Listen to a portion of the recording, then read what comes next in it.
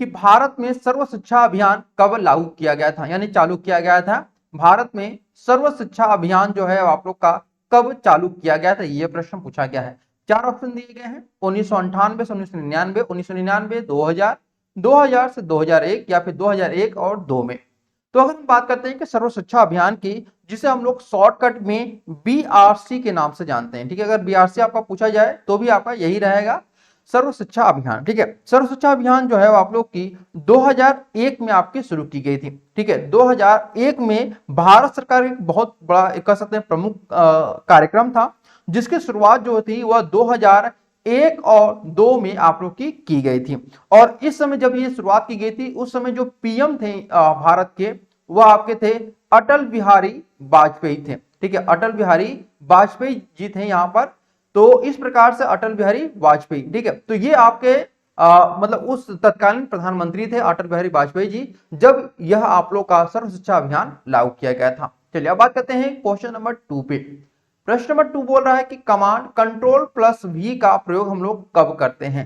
देखिए सामान्य ज्ञान में आप लोग के कंप्यूटर से भी प्रश्न आते हैं, तो ये आप लोग ध्यान रखिएगा। कंप्यूटर का भी आप लोग जरूर कुछ बेसिक चीजें ध्यान रखिएगा। आप लोग पेस्ट कर, यहाँ पे पोस्ट नहीं होगा बल्कि पेस्ट करना, पेस्ट करना 2 बार आपका दे दिया गया, हटाना या फिर आपका अलग करना। तो अगर हम बात करते हैं कंट्रोल प्लस वी का जो यूज होता है, वो आपका क्या होता है, पेस्ट करना हो जाता है, ठीक है। क्या होता है आपका, पेस्ट करना है। यहाँ पे कॉपी भी आप लोग लिख सकते हैं कि कॉपी करना यहाँ पे होना चाहिए था, ठीक है।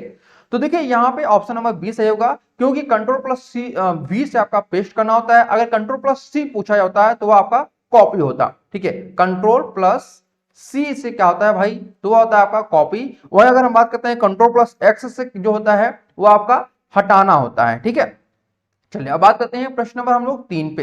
देखिए प्रश्न नंबर 3 यहाँ पे आप लोगों से पूछ रहा है कि राष्ट्रपति को राष्ट्रपति पद की शपथ कौन दिलाता है। राष्ट्रपति को राष्ट्रपति पद की शपथ कौन दिलाता है, भारत का मुख्य न्यायाधीश, भारत का उपराष्ट्रपति, राज्यपाल, लोकसभा का अध्यक्ष। तो क्वेश्चन नंबर 3 का जो सही आंसर होगा वह ए होगा कि भारत का मुख्य न्यायाधीश राष्ट्रपति को शपथ दिलाता है, ठीक है। इसका जो हमें जानकारी मिलती है वह कौन से अनुच्छेद में मिलती है, तो आर्टिकल 60 में यह हमें जानकारी मिलती है। अब यहाँ पे कई बार प्रश्न पूछा भी गया है कि अगर मुख्य न्यायाधीश नहीं है तो उस कंडीशन में क्या होना चाहिए, यानी कि अगर मुख्य न्यायाधीश अनुपस्थित है तो उस कंडीशन में सर्वोच्च न्यायालय के जो कह सकते हैं वरिष्ठतम न्यायाधीश होते हैं वह राष्ट्रपति को शपथ दिलाएंगे, और इसका भी जिक्र हमें आर्टिकल 60 में देखने को मिलता है। अब आते हैं हम लोग प्रश्न नंबर हम लोग का 4 पे।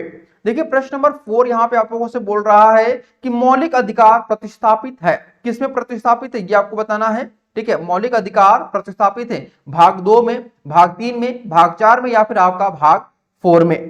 तो प्रश्न नंबर 4 का जो सही आंसर होगा वह बी होगा, यानी भाग 3 अनुच्छेद 12 से 15 में आप लोग का मौलिक अधिकार का जिक्र किया गया है, ठीक है। 12 से 35 जो आपका अनुच्छेद है उसमें मौलिक अधिकारों का यहाँ पर जिक्र किया गया है। अब बात करते हैं प्रश्न नंबर 5 का। दिया है कि भारत के पहले सुपर कंप्यूटर का नाम आपको बताना है, ठीक है। भारत के पहले सुपर जो कंप्यूटर है उसका नाम आपको बताना है। तो अगर हम बात करते हैं कि जो भारत का पहला सुपर कंप्यूटर वह है आपका परम 8000, ठीक है। परम 8000 जो है इसकी एक श्रृंखला बनती है चली आई थी, और उसको बनाने का जो श्रेय है या फिर कह सकते हैं इसके पितामह जो है वह विजय पी भाटकर है, ठीक है। विजय पी भाटकर जी हैं, इनको क्या कहते हैं सुपर कंप्यूटर का पितामह भी कहा जाता है। अगर यह प्रश्न आपको से पूछा गया कि जो सुपर कंप्यूटर है उसका पितामह कौन है, तो वह आपके विजय पी भाटकर जी हैं, ये आप लोग ध्यान रखिएगा, ठीक है। चलिए अब आते हैं हम लोग प्रश्न नंबर 6 पे। प्रश्न नंबर 6 यहाँ पे बोला गया है आप लोगों से कि लिनक्स क्या है। देखिए लिनक्स क्या होता है, ऑपरेटिंग सिस्टम है, एंट्री सिस्टम है, इनपुट सिस्टम है या फिर आपका आउटपुट सिस्टम है। प्रश्न नंबर 6 में अगर हम देखेंगे तो जो हमारा लिनक्स होता है ना वह विंडोज आप लोग जानते हैं जो हमारे लैपटॉप में यूज होता है, एंड्रॉइड जो हम लोग मोबाइल यूज करते हैं, ठीक उसी प्रकार से यह भी आपका ऑपरेटिंग सिस्टम है। जैसे हमारा विंडोज जो है वह भी आपका ऑपरेटिंग सिस्टम है, या फिर हम लोग जो एंड्रॉइड यूज करते हैं वह भी आपका हमारा मोबाइल जो है वह आपका एंड्रॉइड है, तो वह भी आपका ऑपरेटिंग सिस्टम है। तो उसी प्रकार से लिनक्स भी क्या होता है, आपका ऑपरेटिंग सिस्टम होता है। अब आते हैं प्रश्न नंबर हम लोग 7 पे। देखिए क्वेश्चन नंबर 7 आप लोगों से बोल रहा है यहां पर कि भारत में वर्तमान सेना प्रमुख जनरल का क्या नाम है। यह देखिए प्रश्न जो पूछा गया था वह 2020 में आप लोग का पूछा गया था, ठीक है। तो यहाँ पे general Dalbir Suhag, general Manoj Mukund Naravane, general VK Singh, general Bipin Rawat. तो 7 का जो सही आंसर होगा वह बी सही होगा, जनरल मुकुंद नरवाने यहाँ पर सही आंसर होगा। लेकिन अगर हम बात करते हैं 2023 के मद्देनजर, ठीक है, 2023 के मद्देनजर आपसे पूछा जाए कि भारत में वर्तमान सेना के जो प्रमुख जनरल हैं वह कौन है, तो वह हो जाएंगे मनोज पांडे। ठीक है, मनोज पांडे जो है वह वर्तमान में सेना के प्रमुख जनरल हैं। ठीक है, ये आप लोग ध्यान रखिएगा, क्योंकि इन्होंने ही जनरल मनोज मुकुंद नरवाने को ही प्रतिस्थापित किया था इन्होंने। तो प्रश्न नंबर यहाँ पे 7 के 2 आंसर आप लोग को देखने को मिल रहे हैं। पहला जो प्रश्न के अनुसार पूछा गया था, दूसरा कि जो 2023 में आपका जो पेपर होगा उसमें अगर पूछा जाएगा कि वर्तमान सेना प्रमुख जनरल कौन है, तो मनोज पांडे जी यह हैं। ठीक है, चलिए अब आते हैं अगले प्रश्न की तरफ। प्रश्न नंबर हम लोग का दिया हुआ है 8। प्रश्न नंबर 8 बोल रहा है कि बंगाल में दोहरी शासन व्यवस्था किसने समाप्त किया था। तो देखिए, बंगाल में दोहरी शासन व्यवस्था से पहले आप लोग ध्यान रखिएगा कि जो हम रॉबर्ट क्लाइव था, ठीक है, रॉबर्ट क्लाइव जो था, इसे लॉर्ड क्लाइव कहिए या फिर रॉबर्ट क्लाइव, ये एक ऐसा व्यक्ति था ना जिसने की दोहरी प्रणाली को शुरू किया था। ठीक है, इसने दोहरी प्रणाली को शुरू किया था। ठीक है, और ये शुरू कब किया गया था, तो यह आपका 1765 में यह शुरू किया गया था। ठीक है, कब किया गया था, 1765 में यह शुरू किया गया था दोहरी शासन प्रणाली। लेकिन इसे जो खत्म किया था वह वारेन हेस्टिंग ने खत्म किया था। ठीक है, इन्हें ऑप्शन नंबर ए हमारा सही होगा। वारेन हेस्टिंग ने इसे कब खत्म किया, 1772 में इसे खत्म किया था। ठीक है, यानी यह आपका शुरुआत हुआ था 1765 में और खत्म कब हुआ था, 1772 में खत्म हुआ था। चलिए अब आते हैं प्रश्न नंबर हम लोग 9 पे। देखिए, क्वेश्चन नंबर 9 यहाँ पे आप लोगों से पूछ रहा है कि किस संगीतकार को मिर्ची म्यूजिक अवार्ड 2020 के music composer of the year से सम्मानित किया गया है। तो 4 ऑप्शन दिए गए हैं, प्रीतम चक्रवर्ती, प्रिया चक्रवर्ती, अमृता नारंग, प्रतिभा प्रियदर्शी। तो प्रश्न नंबर 9 का अगर हम देखें तो ऑप्शन नंबर हमारा ए सही होगा, प्रीतम चक्रवर्ती।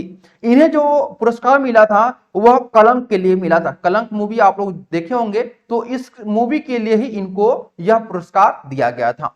अब आते हैं प्रश्न नंबर हम लोग 10 पे।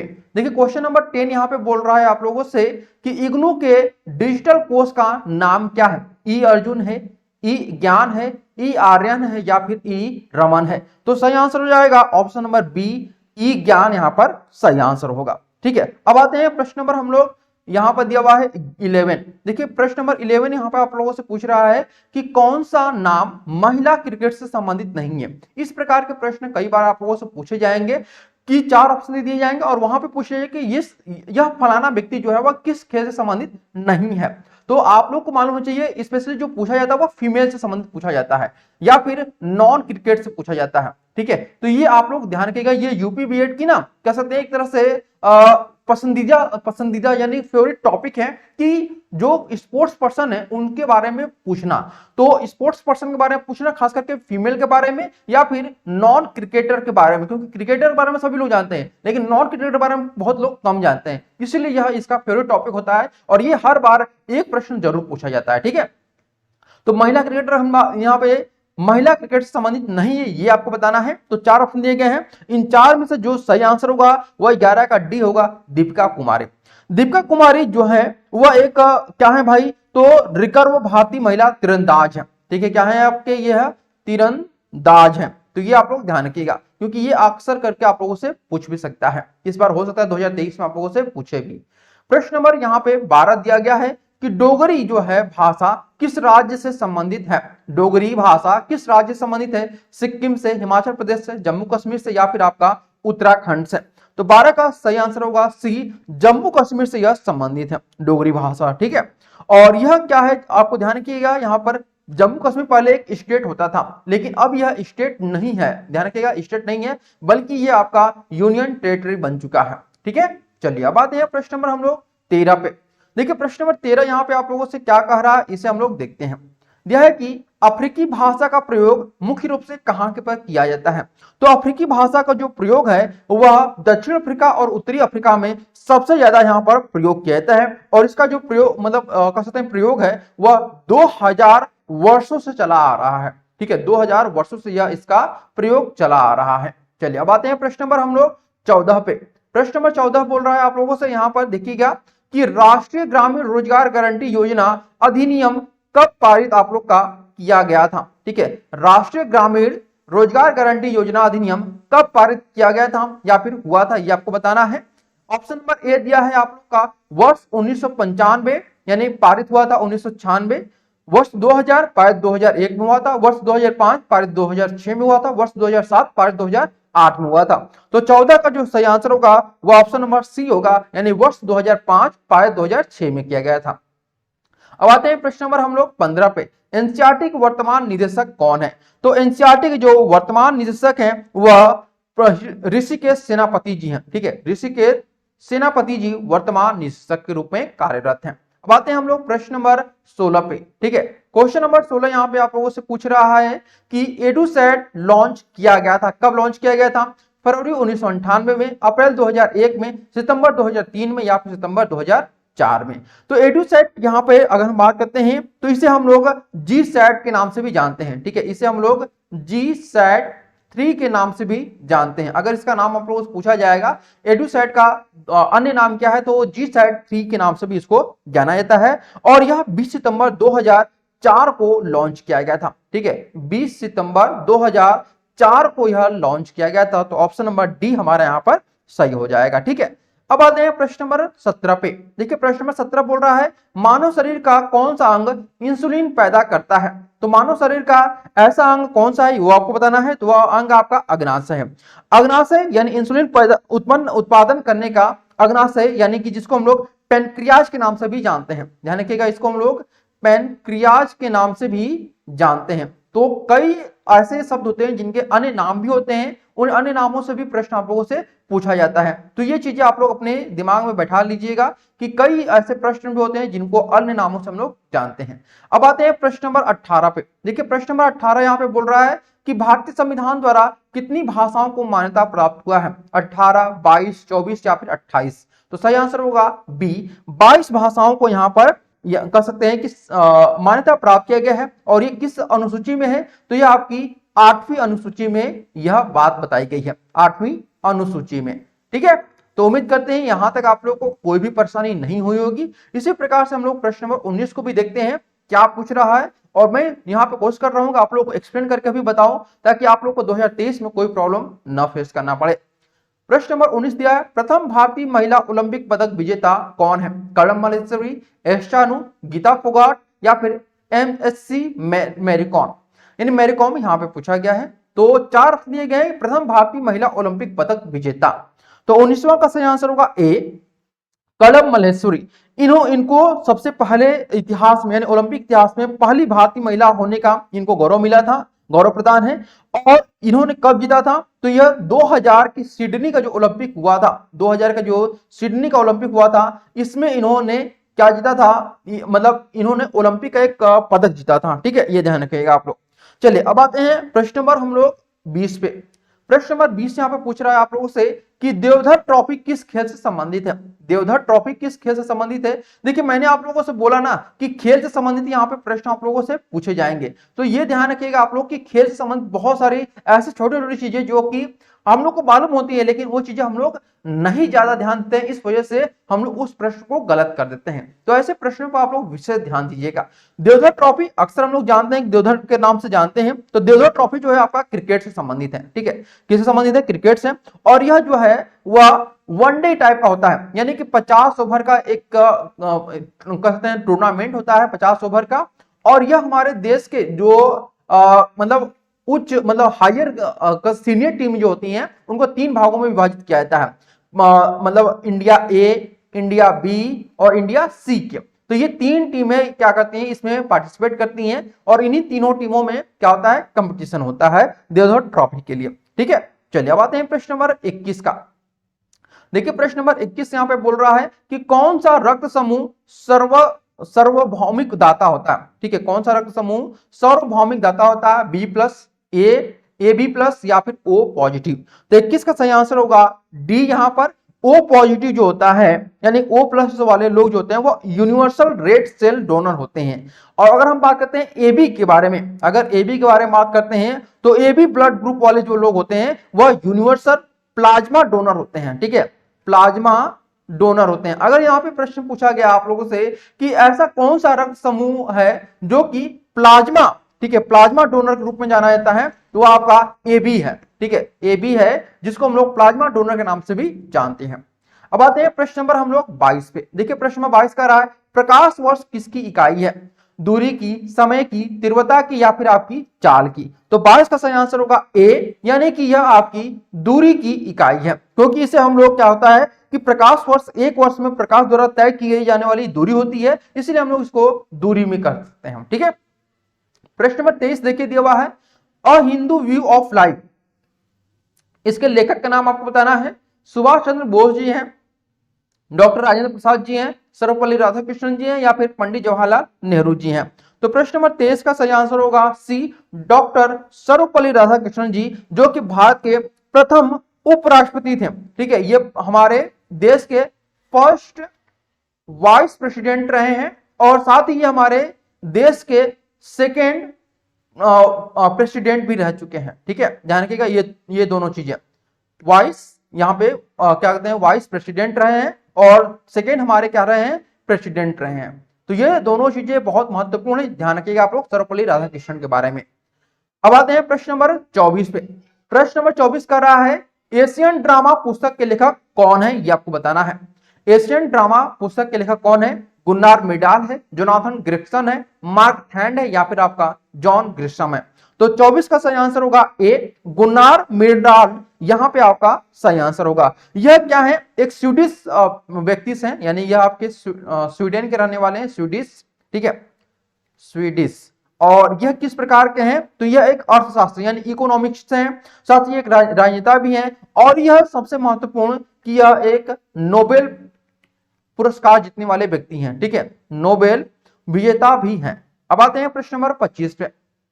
देखिए प्रश्न नंबर 25 क्या कह रहा है आप लोगों से कि एक मार्क का अर्थ क्या होता है? एक मार्क का अर्थ क्या होता है? पर्यावरण संरक्षण चिन्ह, मिट्टी निर्मित पात्रों का चिन्ह, खाद्य एवं बीजों का प्रमाण चिन्ह या फिर खाद्य पदार्थों का प्रमाणन चिन्ह।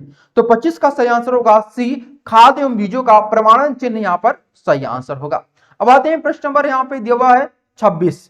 तो देखिए क्वेश्चन नंबर 26 यहाँ पे क्या बोल रहा है आप लोगों से कि भारत में किस राज्य की तटीय रेखा सबसे लंबी है? आंध्र प्रदेश, तमिलनाडु, गुजरात या फिर केरल। तो सही आंसर होगा आपका ऑप्शन नंबर सी, यानी जो गुजरात है उसकी जो तटीय रेखा वह सबसे लंबी मानी जाती है। ठीक है, चलिए अब आते हैं अगर बताते हैं इसकी लंबाई की, जो इसकी तटीय रेखा इसकी लंबाई है तो वह 1600 किलोमीटर में आपकी फैली हुई है। ठीक है, 1600 किलोमीटर में। अब आते हैं प्रश्न नंबर 27 का। दिया है प्रश्न नंबर 27 आप लोगों का कि पौंडीचेरी एक क्या है? ब्रिटिश कॉलोनी थी, फ्रांसीसी कॉलोनी थी, डच कॉलोनी थी या फिर पुर्तगाली कॉलोनी थी। तो बी ऑप्शन सही होगा यहाँ पर। यह आपका क्या हो जाएगा, पौंडीचेरी जो था उस पर कई बार अंग्रेजों ने कब्जा किया था, लेकिन आखिर में जाकर के जो फ्रांसीसी थे उन्होंने इस पर कब्जा कर लिया था। ठीक है, और आखिरी में इन्होंने जब आजाद किया, उन्होंने कब आजाद किया था? तो 1954 में किया था। ठीक है, 1954 में यह क्या हुआ था, हस्तांतरित हुआ था भारतीय संघ में। लेकिन पौंडीचेरी का जो कानूनी हस्तांतरण है ना, वह आपका 1962 में हुआ था। कब हुआ था? 1962 में आपका कानूनन रूप से यह भारत का एक राज्य बन गया था। अब आते हैं प्रश्न नंबर हम लोग 28 पे। देखिए प्रश्न नंबर 28 यहाँ पे बोल रहा है आप लोगों से कि सूरत में चरमपंथी और नरमपंथी के बीच कांग्रेस में विभाजन कब हुआ था? 1901 में, 1905 में, 1907 में या फिर 1916 में। तो 28 का सही आंसर होगा आपका सी आंसर, यानी यह आपका कब हुआ था? 1907 में हुआ था। ठीक है, कब हुआ था? 1907 में हुआ था, यानी 1907 का अधिवेशन की अध्यक्षता जो की थी वह रास बिहारी घोष ने की थी। यानी इस समय जो इसके अध्यक्ष थे वह भी आप लोग ध्यान रखिएगा, क्योंकि यहाँ पे कई बार प्रश्न पूछा गया है, तो वह आपके थे रास बिहारी घोष जी थे। ठीक है, और यहाँ पे ध्यान रखिएगा कि 1907 की जो कांग्रेस का सूरत विभाजन का कारण जो था वह पार्टी में दो विचारधाराओं का जन्म लेना था, और ये जो विचारधारा थी वह 1905 में ही जन्म ले चुकी थी। 1905 में जो बनारस का अधिवेशन हुआ था, ठीक है, 1905 में जब बनारस का अधिवेशन हुआ था तो उसी समय यह विचार जो था, मतलब कह सकते हैं कि दो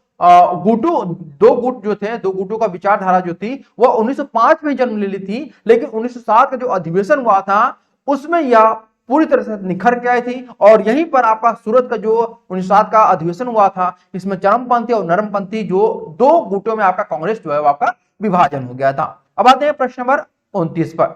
दिया है कि भारत की राजधानी कलकत्ता से नई दिल्ली कब स्थापित की गई थी। ये देखिए प्रश्न जो है सभी को पता होगा, ठीक है, प्रश्न जो है बहुत इजी है, लेकिन यहाँ पे कई लोग यहाँ पे बोलेंगे कि ऑप्शन नंबर ए हमारा सही है, लेकिन यह पूरी तरह से गलत है। क्यों गलत है? क्योंकि इसमें जो ऑप्शन होगा वह डी सही होगा, क्योंकि कोई भी ऑप्शन जो है सही नहीं है।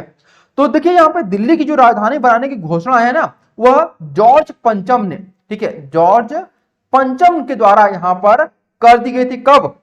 11 दिसंबर 1911 को ही कर दी गई थी, ठीक है, 11 दिसंबर 1911 को ही दिल्ली के दरबार में इसकी घोषणा कर दी गई थी। लेकिन दिल्ली को राजधानी के रूप में 13 फरवरी 1931 को ही यह पूरी तरह से मतलब लागू किया गया था, 1931। तो अगर यहाँ पे 1931 रहता तो आप लोग इसे कर सकते थे अगर 2011 ना होता तो, लेकिन यहाँ पे कोई भी नहीं है, ना 31 ना 11 है, इसलिए हम लोग ऑप्शन नंबर डी को सही कर रहे हैं, ठीक है। चलिए अब आते हैं प्रश्न नंबर 30 पे। देखिए दिया हुआ है भारत में सर्वोच्च न्यायालय के किस न्यायाधीश को ग्रीन जज के नाम से जाना जाता है? तो ग्रीन जज के नाम से किसे जाता है? ए के अय्यर को, ज्ञान सुधा मिश्रा को, कुलदीप सिंह को, या फिर एस बालाकृष्णन को। तो प्रश्न नंबर 30 का सही आंसर होगा सी आंसर, यानी कुलदीप सिंह को यहां पर ग्रीन जज के नाम से जाना जाता है। प्रश्न नंबर 31 देखिए दिया हुआ है भारतीय संविधान को कब अपनाया गया? 15 अगस्त 1947 को, 29 अगस्त 1947 को, 26 जनवरी 1948 को, 26 नवंबर 1948 को। तो इसका सही आंसर होगा डी, यानी कि 26 नवंबर 1949 को, ठीक है, 26 नवंबर 1949 को संविधान पारित हुआ और इसी दिन इसको अपना भी लिया गया था। और इसीलिए 26 नवंबर को, प्रत्येक 26 नवंबर को एक दिवस मनाया जाता है और उस दिवस को हम लोग संविधान दिवस के नाम से भी जानते हैं, ठीक है। किस दिवस के नाम से? संविधान दिवस के नाम से जानते हैं, या फिर एक और दिवस के नाम से हम इसको जानते हैं और वह है आपका कानून दिवस के नाम से, ठीक है। कानून दिवस भी आपका 26 नवंबर को मनाया जाता है और संविधान दिवस भी आपका 26 नवंबर को मनाया जाता है। अब आते हैं प्रश्न नंबर हम लोग 32 पे। दिया है माई कंट्री माई लाइफ पुस्तक के लेखक कौन है? लाल कृष्ण आडवाणी जी, डॉक्टर मनमोहन सिंह, राजदीप सरदेसाई जी, वेंकैया नायडू जी। तो प्रश्न नंबर 32 का जो सही आंसर होगा वह हो जाएगा ऑप्शन नंबर ए, यानी कि लाल कृष्ण आडवाणी यहां पर सही आंसर होंगे।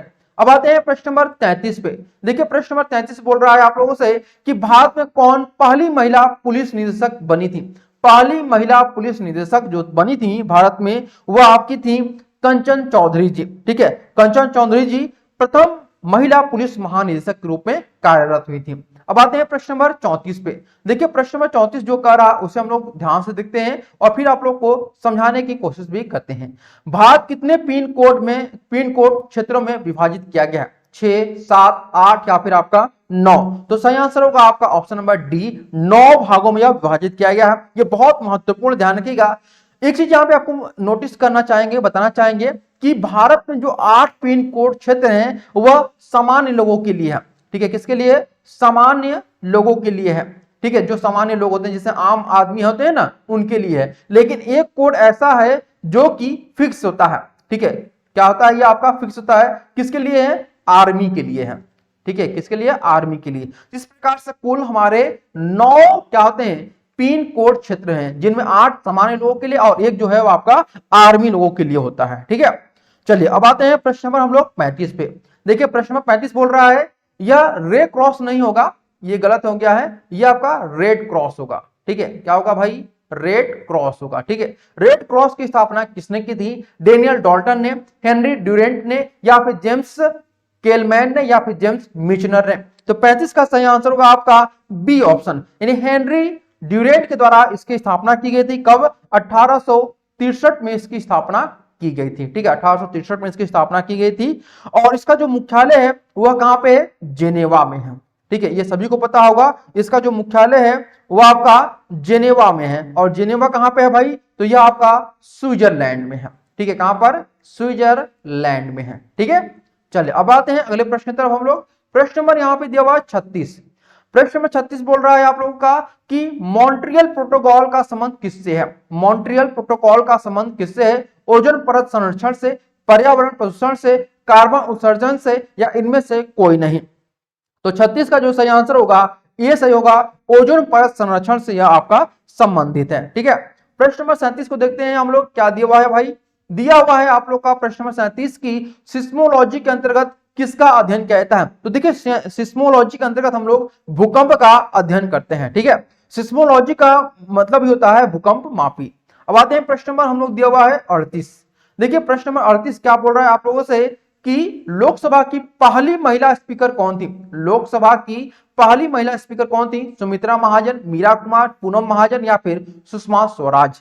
तो 38 का सही आंसर होगा बी, मीरा कुमार लोकसभा की पहली महिला स्पीकर थी और इन्होंने 3 जून 2009 को यह जो मतलब कह सकते हैं कि स्थान है वह ग्रहण किया था। ठीक है, 2009 में। ठीक है, चलिए अब आते हैं प्रश्न नंबर हम लोग का 39। प्रश्न नंबर 39 कर रहा है टोबा टेक सिंह के लेखक कौन है? टोबा टेक सिंह के लेखक कौन है? गुलाम बख्श है, समादत हसन मिंटो है, अर्नाल्ड जैकब है या फिर मुस्तफा खान है? तो 39 का जो सही आंसर होगा वह क्या हो जाएगा? बी, समादत हसन मिंटो यहां पर सही आंसर है। अब आते हैं प्रश्न नंबर हम लोग 40 पे। देखिए क्वेश्चन नंबर 40 यहां पे बोल रहा है आप लोगों से कि ईस्ट इंडिया कंपनी द्वारा नियुक्त गुमास्ता क्या था? ईस्ट इंडिया कंपनी द्वारा जो नियुक्त गुमास्ता है वह क्या था?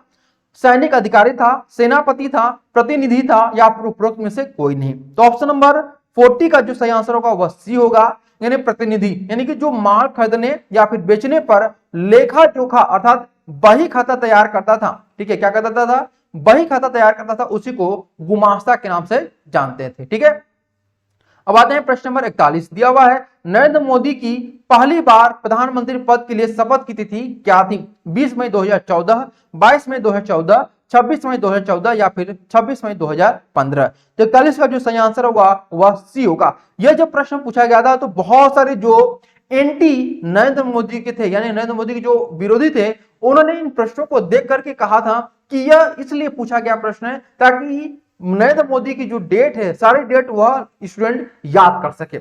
यह पूछा गया था कुछ विरोधियों के द्वारा, लेकिन यह प्रश्न एक नॉर्मल प्रश्न था जो कि करंट अफेयर से आप लोग का संबंधित था। ठीक है, तो नरेंद्र मोदी की पहली बार जो प्रधानमंत्री बनने की शपथ थी वह 26 मई 2014 को उन्होंने लिया था। ठीक है, चलिए अब आते हैं प्रश्न नंबर आप लोग का 42। प्रश्न नंबर 42 कर रहा है वर्ष 1998 में महात्मा गांधी का सत्याग्रह किसके समर्थन में हुआ था? किसानों के, मजदूरों के, जमींदारों के या फिर पूंजीपतियों के? तो 42 का सही आंसर होगा ए, किसानों के समर्थन में यह आपका था। देखिए यहाँ पे 1998 नहीं होगा बल्कि 1918 होगा। ठीक है, 1918 में क्या हुआ था कि एक आंदोलन, एक सत्याग्रह चलाया गया था जिसे खेड़ा सत्याग्रह के नाम से जानते हैं। ठीक है, खेड़ा सत्याग्रह के नाम से जानते हैं। अब यहाँ पे ध्यान रखिएगा कि जो खेड़ा सत्याग्रह है, ठीक है, यह भारत में पहला असहयोग आंदोलन भी था। इसे भारत का पहला असहयोग आंदोलन के नाम से भी आप लोग जान सकते हैं। तो ऑप्शन नंबर हमारा ए सही होगा।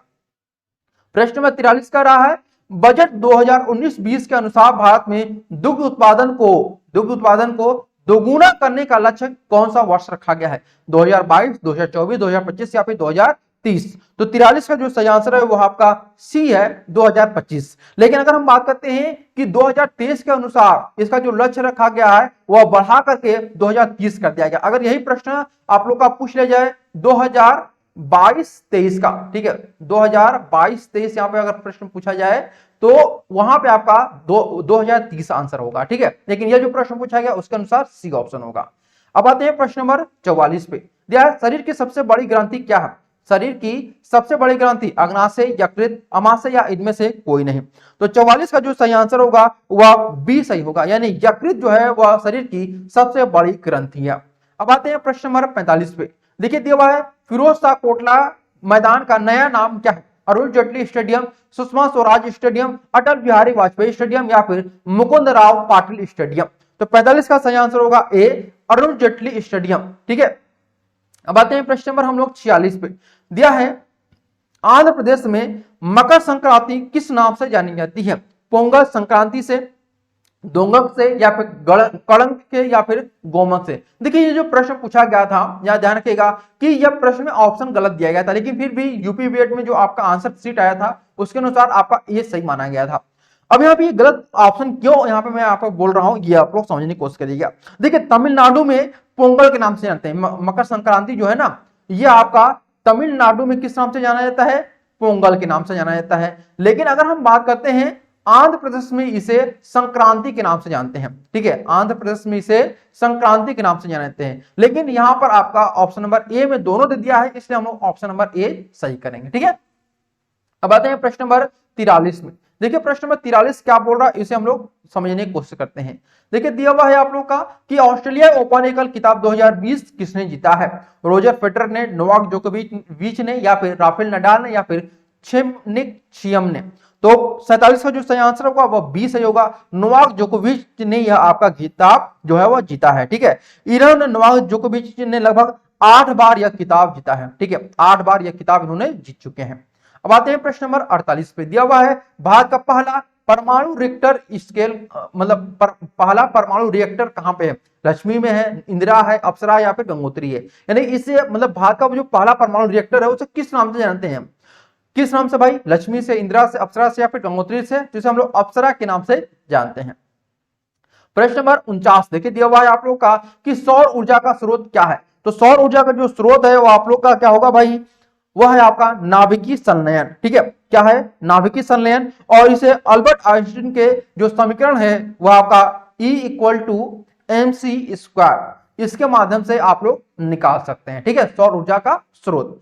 और आज का हमारा आखिरी प्रश्न है, यहां पे देख लीजिएगा। देखिए दिया हुआ है आप लोग का प्रश्न नंबर 50 कि भारत के किस राज्य में सभी घरों में छत पर बारिश के पानी का संग्रहण अनिवार्य कर दिया गया? महाराष्ट्र, कर्नाटका, तमिलनाडु या फिर आपका उत्तर प्रदेश? तो 50 का जो सही आंसर होगा वह सी होगा।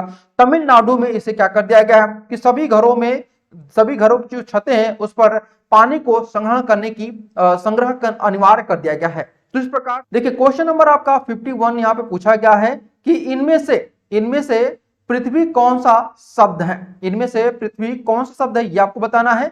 4 ऑप्शन दिए गए हैं, तद्भव है, विदेशज है, तत्सम है या इनमें से कोई भी नहीं है। तो 4 ऑप्शन में अगर हम बात करते हैं तो ऑप्शन नंबर सी हमारा क्या हो जाएगा? सही आंसर हो जाएगा। ठीक है, क्या हो जाएगा? सी हमारा यहाँ पर सही आंसर हो जाएगा, यानी कि यह आपका तत्सम है।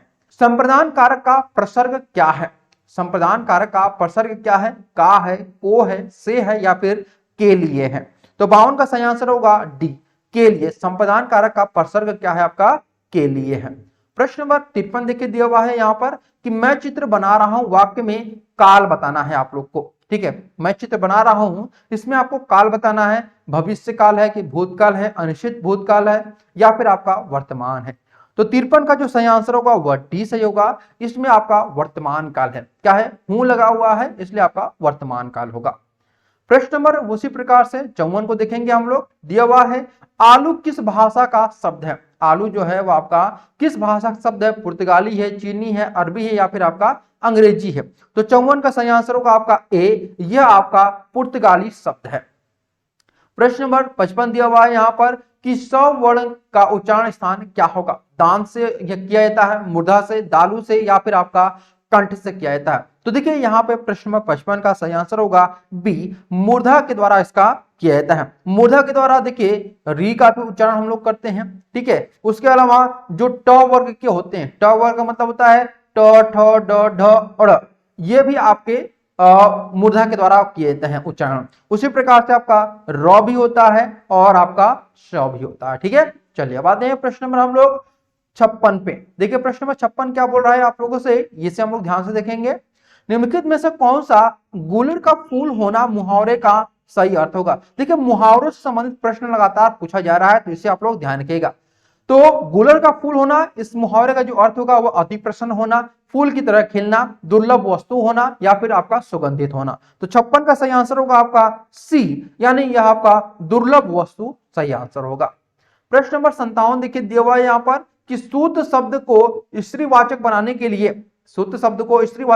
लिए किस प्रत्यय का प्रयोग होगा? ई का, ई का, इक का या फिर आ का? तो 57 का यहाँ पर डी सही आंसर होगा, आ।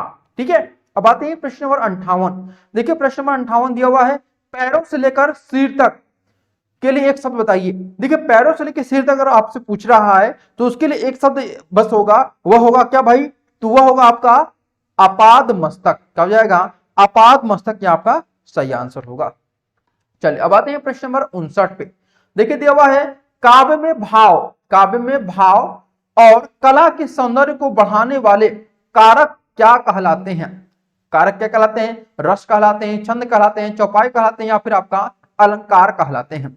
तो प्रश्न नंबर 59 का सही आंसर होगा आपका डी, यानी यह आपके अलंकार कहलाते हैं। ठीक है, चलिए अब आते हैं प्रश्न नंबर हम लोग 60 पे। क्वेश्चन नंबर 60 बोल रहा है आप लोग से, हिंदी के सर्वश्रेष्ठ हास्य व्यंग्यकार कौन थे? हास्य व्यंग्य निबंधकार कौन थे?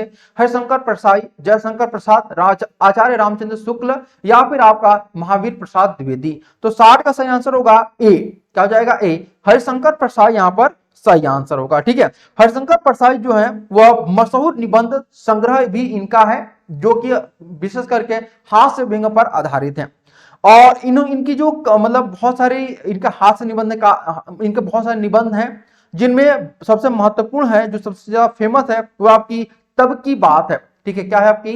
तब की बात है, यह सबसे ज्यादा फेमस है। इसके अलावा एक और इनकी फेमस है, वह है आपका बेईमानी की परत है। ठीक है, क्या है आपकी? बेईमानी की परत, यह भी इनकी बहुत फेमस रही हुई है। अब आते हैं प्रश्न नंबर 61 पे। दिया हुआ है सड़ानन शब्द के सही संधि विच्छेद पर सही का निशान लगाइए।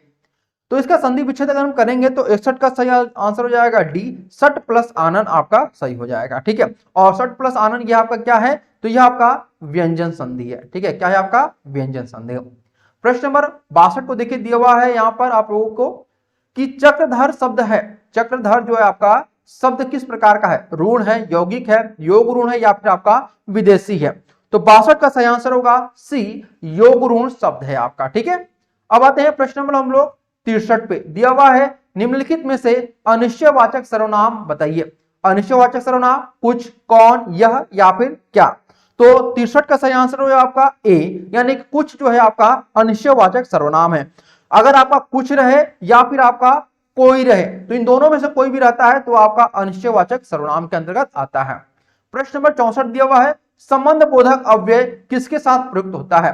तो संबंध बोधक अव्यय जो होता है वह हमेशा संज्ञा अथवा सर्वनाम के साथ प्रयोग किया जाता है। ठीक है, अब आते हैं प्रश्न नंबर 65 पे। देखिए प्रश्न नंबर 65 बोल रहा है स्थायी भाव को जगाने और उद्दीप्त करने वाला कारक कौन सा है? आलंबन है, उद्दीपन है, विभाव है या फिर आपका अनुभाव है? तो 65 का यहां पर बी सही आंसर होगा, उद्दीपन सही आंसर है। ठीक है, अब आते हैं प्रश्न नंबर 66।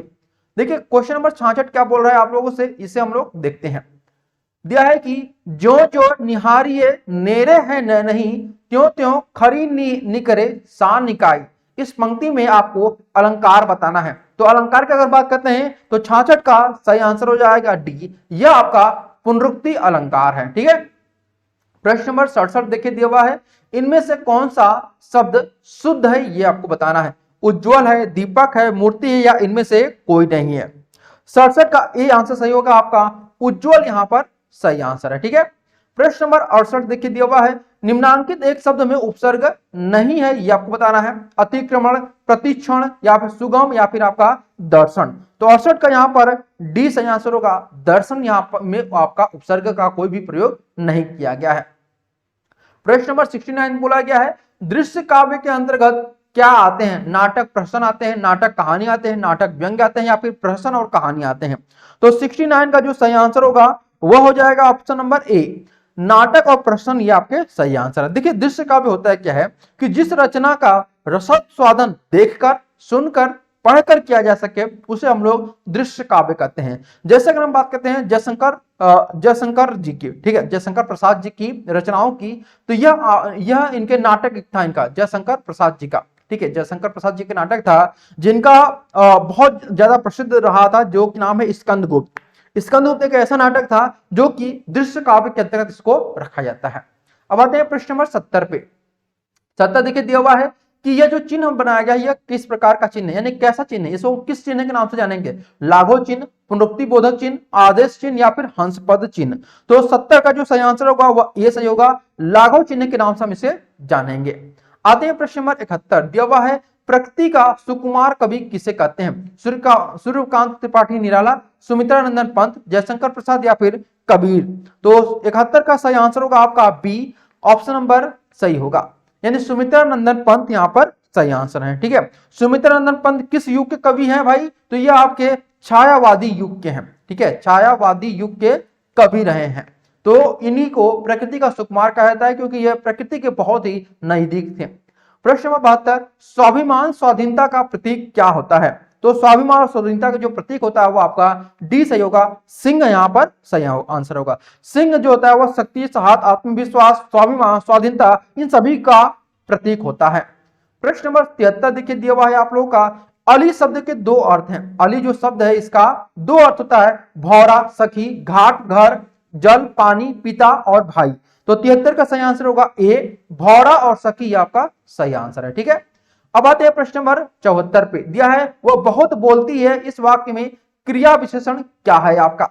तो देखिए इसमें जो क्रिया विशेषण है वह सिंपल सा बहुत है। ठीक है, वह बहुत बोलती है यानी क्रिया विशेषण आपका बहुत है।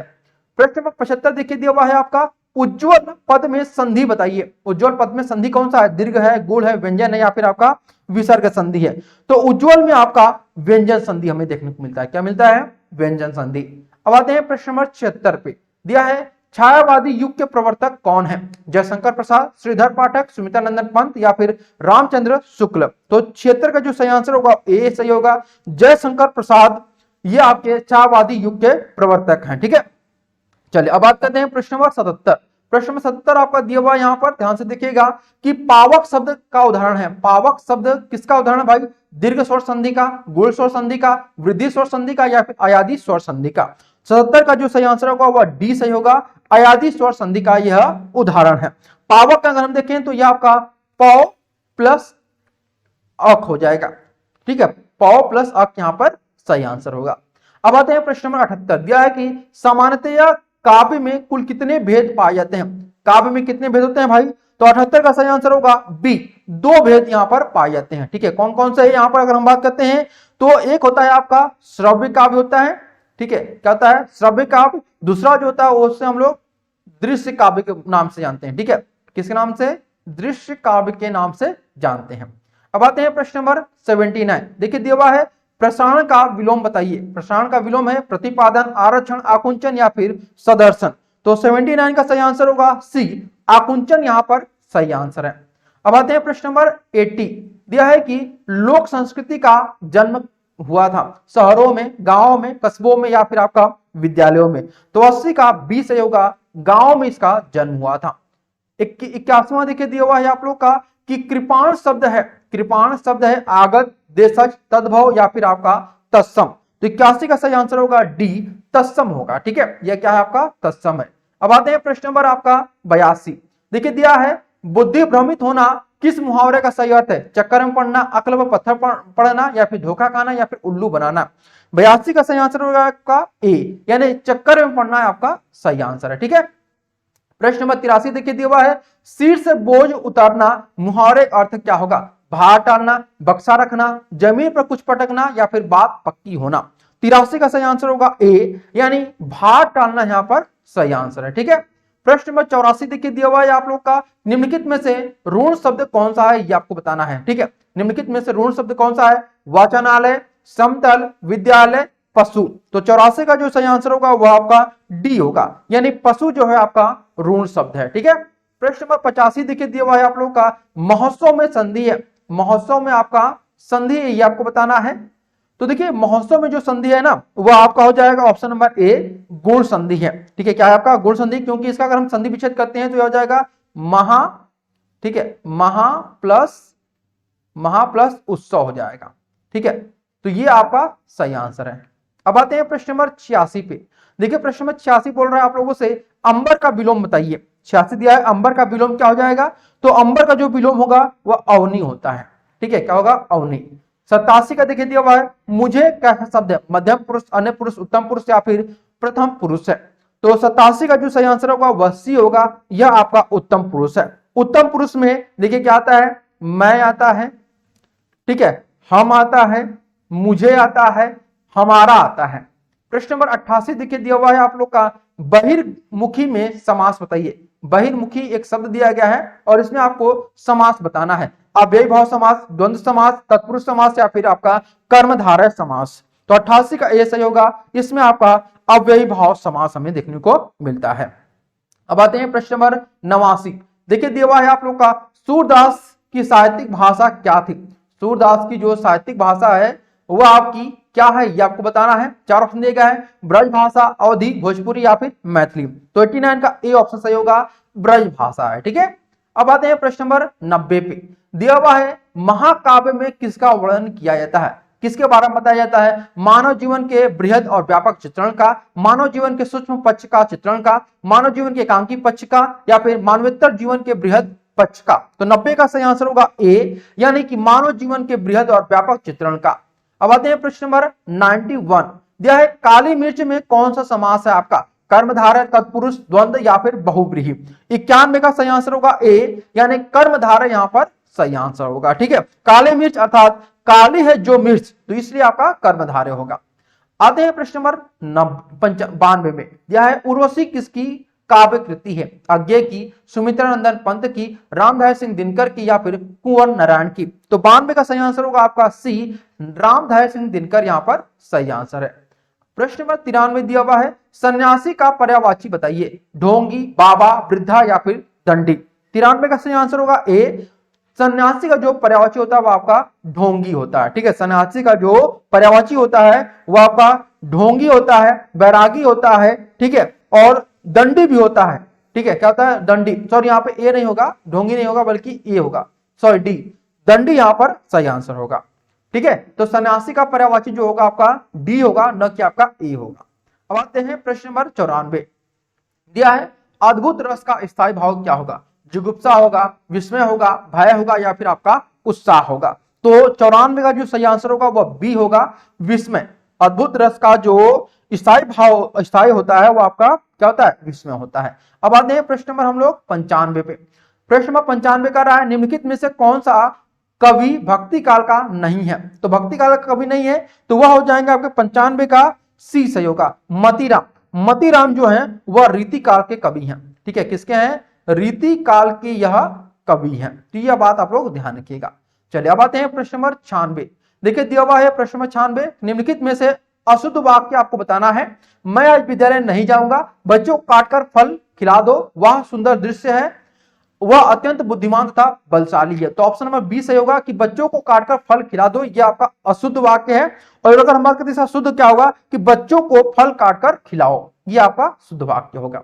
प्रश्न नंबर 97 देखिए दिया हुआ है कारवां किस विधा की रचना है। कारवां जो है वह किस विधा की रचना है, नाटक है, कहानी, उपन्यास या फिर एकांकी है। तो 97 का जो सही आंसर होगा वह डी होगा, यानी यह आपका एकांकी है। अब आते हैं प्रश्न नंबर 98। देखिए प्रश्न नंबर 98 का रहा है निम्नलिखित में से संयुक्त वाक्य को पहचानना है आपको। संयुक्त वाक्य को पहचानना है, उत्तर देने का यह ढंग सही नहीं होता है। मैं पूरे ऑप्शन पढ़ूं इससे पहले आप लोग बता दूं कि संयुक्त वाक्य कुछ पहचान होते हैं। जिस भी वाक्य में और शब्द लगा होता है वह आपका संयुक्त वाक्य होता है। अब देख लीजिए और किस में लगा हुआ है, तो ऑप्शन नंबर सी यहाँ पे सही होगा, दवा लो और बुखार कम हो जाएगा। तो यहाँ पे आपका और शब्द दिख रहा है, इसलिए आपका संयुक्त वाक्य हो जाएगा। प्रश्न नंबर 99 देखिए दिया हुआ है आप लोग का कि कंजूसी से धन व्यय करने वाला, कंजूसी धन व्यय करने वाले को हम लोग केवल क्या बोलते हैं, कृपण बोलते हैं। क्या बोलते हैं, कृपण। और आज का हमारा ये देखिए क्वेश्चन नंबर 100 दिया हुआ है विशेषणों की विशेषता बताने वाले शब्द क्या कहलाते हैं, विशेष्य, क्रिया विशेषण, प्रविशेषण या फिर सार्वनामिक विशेषण। तो 100 की अगर हम बात करते हैं तो यह आपका जो सही आंसर होगा वह सी होगा, यानी प्रविशेषण यहाँ पर सही आंसर हो गया।